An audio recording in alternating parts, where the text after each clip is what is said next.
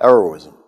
For employees who perform specific acts of bravery on or off duty in the face of extremely dangerous circumstances which easily could have resulted in personal injury or even death.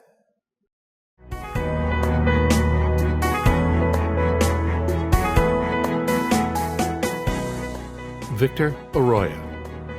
On Wednesday, October 12, 2016, dispatcher Victor Arroyo was conducting an observation ride on the M116 bus. An irate male boarded the bus, screaming and menacing the customers. Arroyo asked the male to calm down. The male recognized Arroyo as an MTA employee, then threatened to cut Arroyo. The male blocked Arroyo's path and lunged toward him with a weapon. Arroyo tried to block the attack with his clipboard, but his right hand was cut. With the help of two customers, Arroyo subdued the assailant until police arrived on the scene to arrest him. Diane Belgrave. On December 20, 2016, bus driver Diane Belgrave had to contend with a homeless man who had a lengthy record with over 24 arrests, including forcible touching on the train. That day, the homeless man boarded the M4 bus and started harassing passengers for money with a knife. When asked to sit down and stop, he told Belgrave, "You're next," and waved the knife at her. Despite the threat to Miss Belgrave to stop the bus and open the doors to get the man off the bus, she contacted Command Center and flagged down another bus for her riders. With the help of Miss Belgrave, the man was arrested and charged with robbery. Marston Blanche. On August 8, 2017, while off-duty driving west on State Highway 17, collecting agent Marston Blanche saw a female New York State trooper in a wrestling match fighting for her life. The officer was being kicked by the suspect who was trying to break free. Blanche pulled over on the highway to help the trooper. Blanche identified himself and then grabbed the assailant's left arm and assisted the trooper in cuffing her. When asked why Blanche stopped to help, he replied, "If I were at work and the same thing happened, I'd want someone to assist me." Devin Bryan. Bus operator Devin Bryan was operating his bus making a right-hand turn. He was well into the turn when a charter bus heading east barreled through the red light at the intersection, colliding with the left rear corner of Bryan's bus, spinning the bus nearly 180 degrees. The collision was so severe, the engine was blown out of the bus, rendering the vehicle inoperable. Despite the fact Bryan was injured, he remained under control, reassured his customers, managed a safe, calm evacuation of all on board. Warren Cox. Subway conductor Warren Cox successfully saved a suicidal 43-year-old woman and her 9-year-old daughter. On the 59th Street Lexington platform, Cox saw the woman standing dangerously close to the platform's edge. The woman was ranting about killing herself because she was going through a difficult time. Cox told her, "Everyone goes through difficult times, but things get better." Cox positioned himself between the platform and the woman and child, then called police. The woman was taken to Bellevue Hospital for evaluation, and the child was taken into custody by the City Administration for Child Services. Andrew Delolio.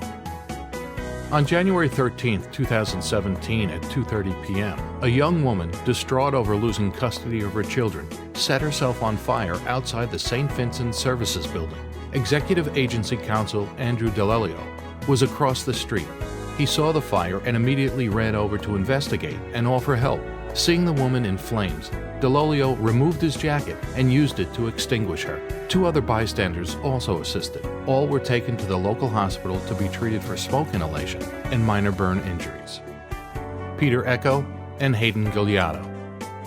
On February 23, 2016, the bus command center was notified that a female customer was smoking in the rear of the bus. Bus operator Hayden Gigliotto secured the bus and transferred all customers to the following bus when the female jumped into the driver's seat. She drove the bus to 100th Street and pulled into the bus stop where SLD Peter Echo reached into the window and tripped the kneeler switch to stop the bus. Not only did SLD Echo struggle to keep the bus from moving, he waved over the police at the same time, also directing another bus to block in the bus. The police pulled her out of the seat. She was arrested and there were no injuries reported. Gigliotto safely secured the bus and ensured customer safety.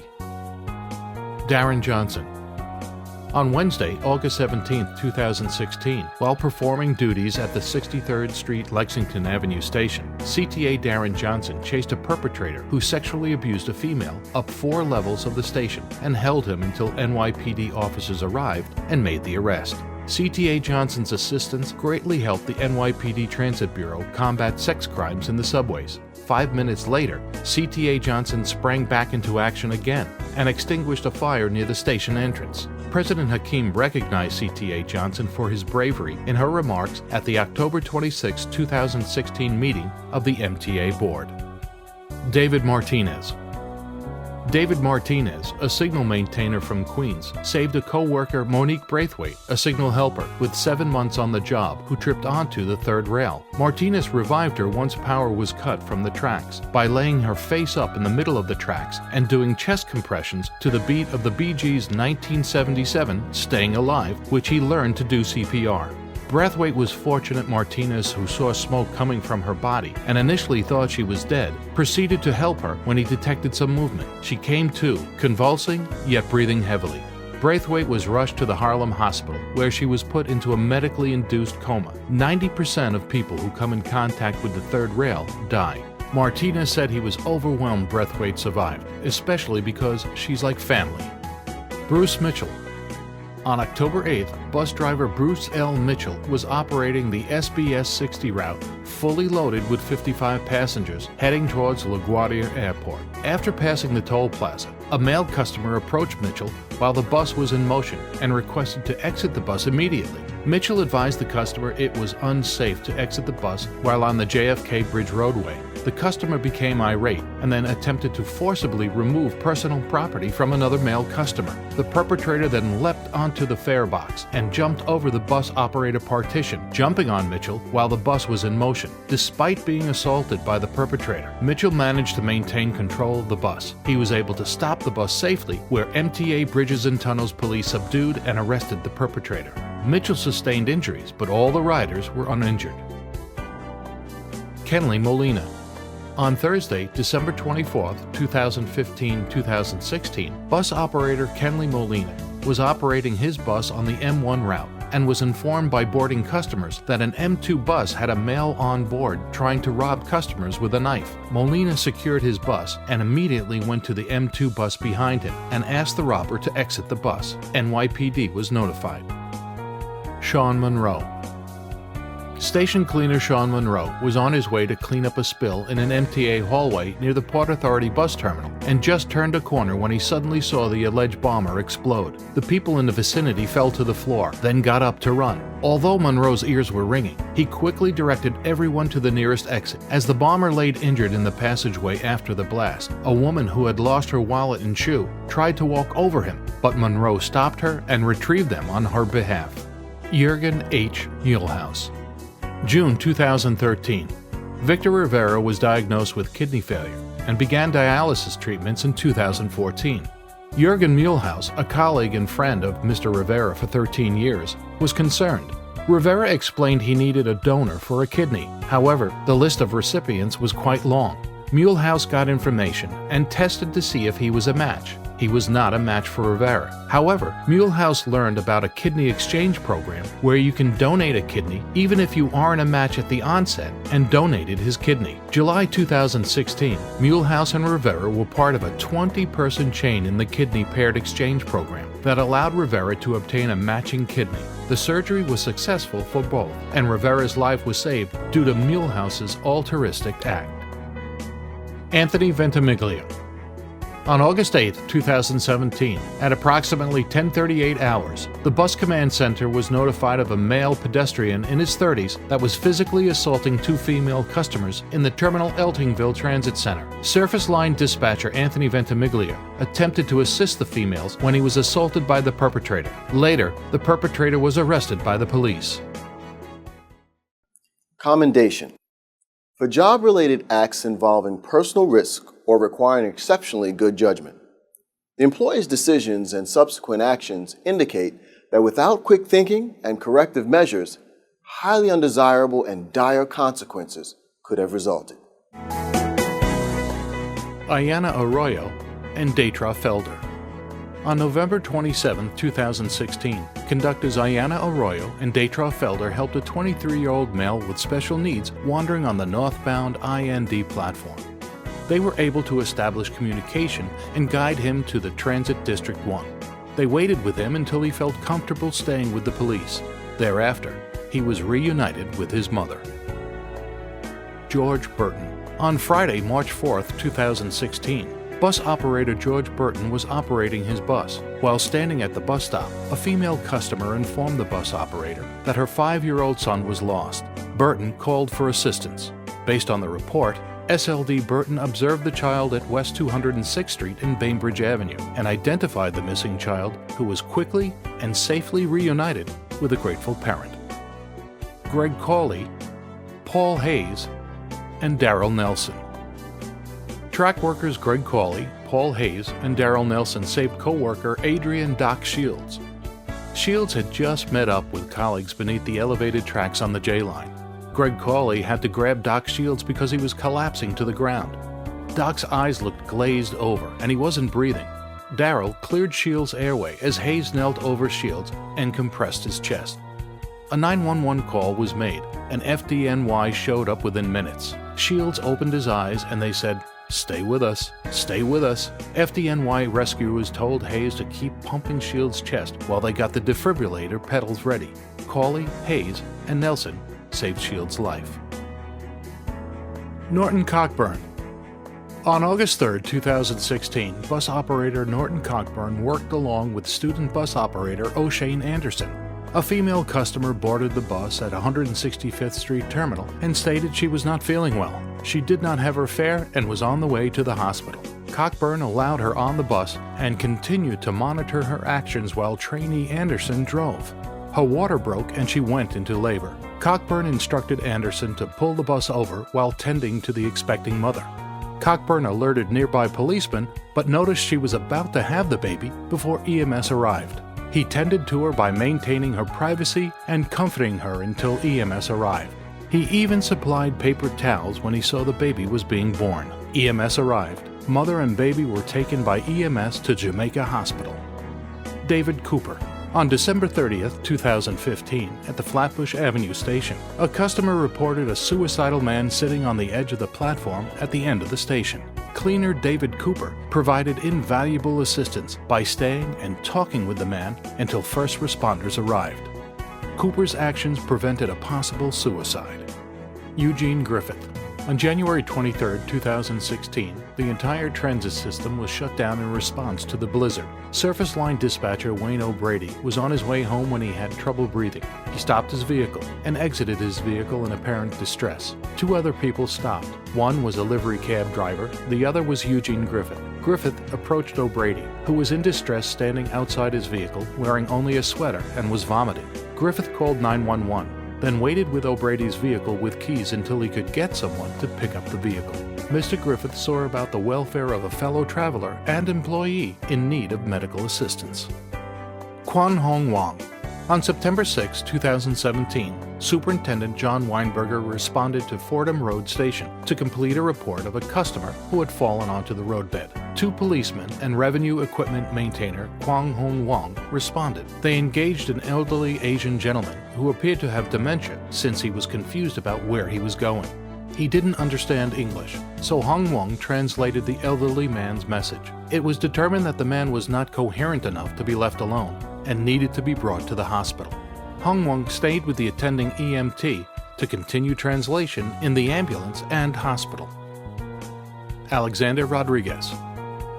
On Tuesday, October 31, 2017, Bus Command Center was notified of an active shooting in the area of West Street and Chambers Street. Yukon Depot bus operator Alexander Rodriguez made the first notification. He was operating his bus on West Street when he heard a loud noise at the rear of his bus, and he stopped and opened the door. He observed a truck speeding that later struck a cyclist in the bike lane near the front of his bus. He immediately exited the bus to help the severely injured cyclist. Rodriguez thought he had heard gunshots, which he reported to supervision, but maintained composure and continued to care for the cyclist. Kamisha Scott. Thursday, August 31, 2017. Conductor Kamisha Scott, who was returning from her meal break, came across an allegedly intoxicated man who fell on the tracks. A train was merely minutes away from the station. Scott immediately notified the train dispatcher. Power was removed and all train movement was suspended. She took a hold of the male after he was brought back to the platform by riders. Although the victim was combative, Scott tried to calm him and keep him away from the tracks until police arrived. He was taken via ambulance to the hospital. Ellis Tomaseo. December 6, 2016, ATMA Ellis Tomaseo assisted an elderly woman at the Zarega Avenue station. The woman was affected by severe dementia and was confused and helpless. Tomaseo identified himself as a New York City Transit subway employee and gave the customer assistance and comfort until a family member was able to reach her at the subway station. Henry Williams. Bus operator Henry Williams was operating his bus when he noticed a male, around 17 years old, apparently hiding something in his front waistband that looked like a gun. The young man got off the bus without incident. However, the operator went to the 120th precinct and notified them of what took place on the bus. The officer found the young man suspect in possession of a BB gun that resembled a 9mm gun. The police apprehended the suspect and later released him to the custody of his parents. Joe X. Saturday, March 11, 2017. As Eagle Team BK4 entered a restaurant on meal break in Brooklyn, a customer screamed, "Does anyone know CPR?" while holding a child who appeared to be limp and turning blue. Special Investigator Joe X, under the supervision of SIS Andrew Kennedy, performed CPR on the child. Special Investigator Khan and Eustache assisted by positioning the child's head to have a clear and unobstructed airway. Special Investigator Kennedy gave the child a sternum rub until he was more responsive. The police and EMS arrived shortly. Parents and child were taken to Woodhull Hospital via EMS. John Herzog. On June 20th, 2017, at approximately 11 o'clock in the morning, in the lunchroom at Linden Shop, Mr. Vincent Ancona, while eating a hero sandwich, began to choke. He instinctively drank some liquid to help the food go down, unsuccessfully, and lodged the food even further down his throat. He then stood up and tapped Mr. Herzog on the shoulder. Mr. Herzog saw liquid coming from Mr. Ancona's mouth. His eyes were bulging, and he was pointing to his throat. Mr. Herzog quickly realized what was taking place and sprang into action, immediately and properly applying the Heimlich maneuver, using multiple thrusts until the food dislodged, and Mr. Ancona could breathe again. Distinguished service. For employees who have demonstrated outstanding efficiency that reflects the highest standards and ideals of a dedicated public employee. Kurt Clark. Kurt Clark has far exceeded performance standards, particularly in the last 10 years of service. Mr. Clark has perfect attendance, no customer injuries, no injuries on duty, and a participant in line of steward program, where he identifies on-road operating issues, communicates those issues to his peers and management, offering short and long-term solutions so that service impacts are minimal and the safety of operators and customers remains a top priority. Additionally, he serves as a mentor for new bus operators assigned to the depot. His commitment to providing excellent customer service is unsurpassed. In short, Mr. Clark is the model bus operator. Eddie Jiha. General Superintendent Eddie Jiha is an outstanding technician who began his career 25 years ago. He started working as an equipment maintainer. He excelled and was quickly asked to lead the AFC Technical Support Group, which from 1999 to 2006 resulted in 11 certificates of merit from the Employee Suggestion Program. His group was the A-Team. By 2002, Eddie was appointed to the position of Borough Manager in the AFC Maintenance Group. He managed AFC equipment and staff assigned to his borough. In addition, he mentored and trained 18 newly appointed apprentices. David Haas. David Haas has 28 years of service. As the Director of Stations Planning and Operations since 1993, he has been able to improve customer circulation at stations in the subway network. He worked for 10 years on improvements at Grand Central. His insights led to the development of projects including stair capacity, redesigning passageways, and changing the fare control line, while helping to secure funding for the One Vanderbilt project and future funding for the Greater East Midtown rezoning through private investment, for example. Mr. Haas went above and beyond in his work with the City Council.